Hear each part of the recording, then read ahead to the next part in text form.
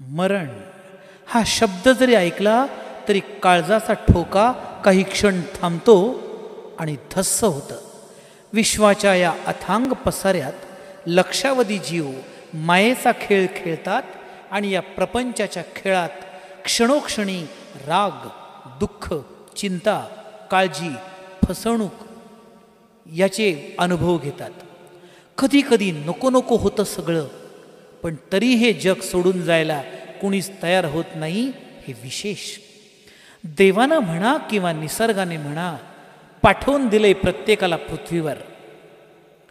त्याने योजना देखील किती विलक्षण केली. बघा ना, पार्थिवाच्या कातड्याने बेतलेली, मज्जेच्या दोऱ्याने शिवलेली, रक्ताने रंगवलेली, मांसाचं अस्तर लावलेली एक खोळ तयार केली आणि या खोळीला नाव मिळालं शरीर, अर्थात देह. वायूच्या इंधनावर चालणाऱ्या या देहाला मी मी आणि मी मानत सगळ्यांची जीवन यात्रा सुरू आहे. किती दिवस इथं पाठवलंय माहीत नाही, इथून कधी जावं लागेल माहीत नाही, पुढे काय लिहून ठेवलंय माहीत नाही. सर्व प्रश्न कसे अनुत्तरित. मात्र देहाच्या या आवरणाला संपूर्ण आयुष्यभर माणूस चिटकून राहिलाय. आत काय आहे? चैतन्याची ज्योत कुठे आहे? आत्मा कुठे आहे? जीव नेमकं काय? आत हे विशाल जग एक बंदीशाळा आहे, अर्थात तुरुंग आहे. कोणाला ठाऊक नाही किती दिवस राहायचंय या बंदीशाळेत. विधात्याने या तुरुंगातली सजा संपली म्हणून जायला सांगितलं तरी सुटकेला हे मन घाबरतं.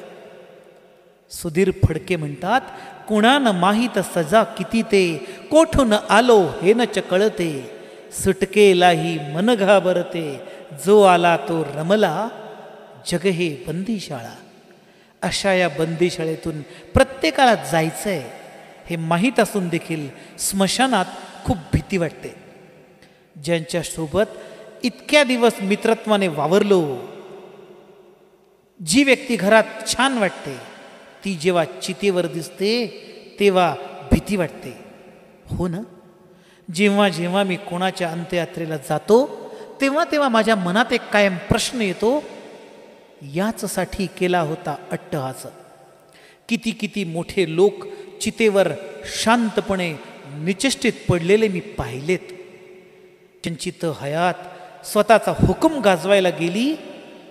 असे मातब्बर बडे बडे आसामी जेव्हा स्मशानात 4 लोकांच्या खांद्यावर आणले जातात, राज कपूरच्या ओळी आपल्या ओठावर येतात, सजन रे झूठ मत बोलो, खुदा के पास जाना है, वहां हाथी न घोड़ा है, वहां पैदल ही जाना है, तुम्हारे महल चौबारे यही रह जाएंगे प्यारे, अकड़ किस बात की प्यारे.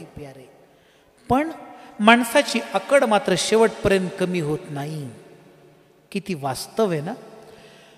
माणसाच्या जीवनाची क्षणभंगुरता दाखवून देणारी स्मशानभूमी हे खऱ्या अर्थाने प्रत्येकाला सत्कर्माच्या वाटेवर चला, शेवटी फक्त सत्कर्म सोबत येतात असं सांगणारा एक महान तत्वज्ञ आहे. हा तत्वज्ञ म्हणतो, दुनिया में अगर कमाया क्या हीरे क्या मोती, दुनिया में अगर कमाया क्या हीरे क्या मोती, मरते समय यारो कफन में जेब नहीं होती. माझे सद्गुरू दादा महाराज मालवणकर सतत म्हणायचे, सत्कर्म, परोपकार आणि सतत मरणाचं स्मरण ही त्रिसूत्री ज्याने लक्षात ठेवली तो परम भाग्याचा. खरं सांगू, जेव्हा जेव्हा स्मशानात चितेवरील डेड बॉडी मी बघतो त्यावेळेला माझ्या मनात एक प्रश्न येतो, काय वाटत असेल बरं या प्रेताला? संपूर्ण आयुष्याचा फ्लॅशबॅक देव डेड बॉडीला दाखवत असेल? माझे हे प्रश्न योग्य नाही, मला माहिती आहेत, पण प्रत्येक वेळी मला हे प्रश्न पडतात हे मी नम्रपणे कबूल करतो. माझ्या या प्रश्नाचं उत्तर मला योगायोगानं एका कवितेत मिळालं. ही कविता माझी नाही आहे. ही कविता, हे सुंदर काव्य माझे फेसबुकवरील मित्र कांदिवली मुंबईची डॉक्टर घनश्याम बोरकर यांची आहे. डॉक्टरांनी लिहिलेल्या या कवितेचं नाव आहे माझ्या शवाची आरती. डॉक्टर साहेब या कवितेत म्हणतात, पाहिली स्मशानी मी माझ्या शवाची आरती, पाहिली स्मशानी मी माझ्या शवाची आरती, निनादती टाळ झांजा आसमंता भारती, जमले स्मशानी सोयरे स्वकीय आणि सोबती, जमले स्मशानी सोयरे स्वकीय आणि सोबती, निशब्द शवावरी माझ्या हार पुष्पे वाहती, क्षणभरी अश्रू खरी खरेच कुणी का ढाळती, पाहिली स्मशानी मी माझ्या शवाची आरती, धावलो काट्या कुट्यातुनी गात स्वप्नांच्या रुचा, धावलो काट्या कुट्यातुनी गात स्वप्नांच्या रुचा, रक्ताळली भेगाळली मन पावलांची त्वचा, का केलीस वणवण पाय मला विचारती, का केलीस वणवण पाय मला विचारती, पाहिली स्मशानी मी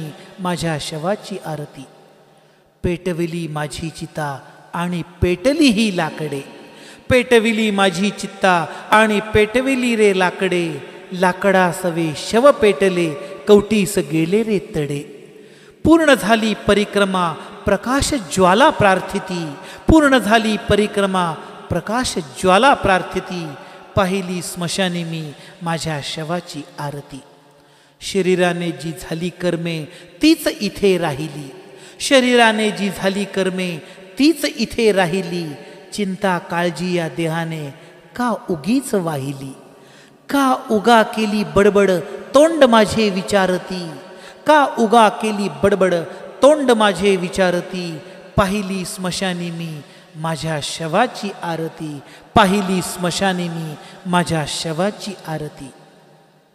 खरंच माणूस जीवनभर आयुष्यांचं ओझं वाहतो, माणूस आयुष्यभर अपेक्षांचं ओझं वाहतो, चिंता काळजीचे भार उचलतो, प्रत्येकाला खुश करून थकून जातो, थकून जातो हा जीव प्रत्येकाला खुश करता करता, कोटी कोटी शब्दांची बडबड करतो, काहीच अर्थ नसतो त्याला. पैसा घर संपत्ती यासाठी काय काय करतो, अखेरी मात्र काहीच घेऊन जात नाही, सार सार इथेच राहतं, सारं सारं याच पृथ्वीवर. पण तरीही किती आयुष्यभर बडबड आणि किती आयुष्यभर वादविवाद आणि किती मोह आणि किती हाव. एक कवी म्हणतो, स्वतःला शेवटची आंघोळ करता येत नाही तरी जीवनभर किती अभिमान, स्वतःला शेवटची आंघोळ करता येत नाही तरी जीवनभर किती अभिमान, वाचा दिली म्हणून सगळ्यांना शब्दांची बाण, पैसा संपत्ती जमीन यासाठी मरमर धावतो, पैसा संपत्ती जमीन यासाठी मरमर धावतो, मेल्यानंतर कपाळी मात्र 1 रुपयाच मावतो, मेल्यानंतर कपाळी मात्र 1 रुपयाच मावतो. आयुष्यभर साहेब किंवा म्हणा राव, आयुष्यभर साहेब किंवा म्हणा राव, गेल्यानंतर शेवटी प्रेत हेच नाव, गेल्यानंतर शेवटी प्रेत हेच नाव. मानवी जीवनातील हे भीषण वास्तव बघितलं की असं वाटतं, मिळालेलं आयुष्य स्वतःसाठी जगावं, मिळालेलं आयुष्य स्वतःसाठी जगावं, वाईट ते टाकावं, फक्त सुंदर बघावं. प्रत्येक दिवस वाढदिवस आपला आपण करावा, प्रत्येक दिवस वाढदिवस आपला आपण करावा, द्वेष मनी कोणाचा कधी न उरावा.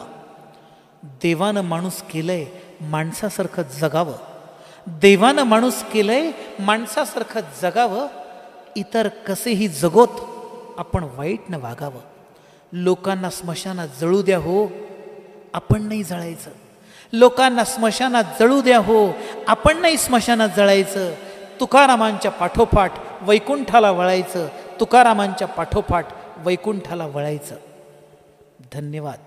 आजचं चिंतन स्मशान मला वाटतं नक्कीच अंतर्मुख करणारं असेल असं मला वाटतं. म्हणून माणूस म्हणून जन्मा आलो, माणूस म्हणून जगेल मी, माणुसकीचा हक्क मिळाया माणूस म्हणून लढेन मी, असं म्हणत म्हणत आपण प्रत्येकाला समजून घेऊन पुढे पुढे जावं. जे सोबत राहतील ते आपले, जे भांडतील आणि जे कुचक्या विचारांनी कुडत राहतील ते आपले नाही. या विचारांनी जीवनाची ही परिक्रमा सार्थ करून घ्यावी आणि ही परिक्रमा शेवटी परमेश्वराच्या पायावर ठेवून द्यावी आणि स्वतःला शिवस्वरूप म्हणता म्हणता म्हणावं, चिदानंद रूप शिवोहम शिवोहम, चिदानंद रूप शिवोहम शिवोहम. आजचं हे चिंतन थांबवतो. भेटूया पुढील रविवारी नवा विषय घेऊन.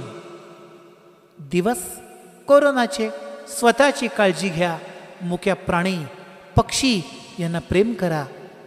मुके प्राणी आणि पक्षी यांना केलेलं प्रेम, यांना दाखवलेली दया, नक्कीच परमेश्वर कुठेतरी या दयेची नोंद करून ठेवील. म्हणून भेटूया पुढच्या रविवारी. तोपर्यंत जय जय रघुवीर समर्थ. जय जय रघुवीर समर्थ.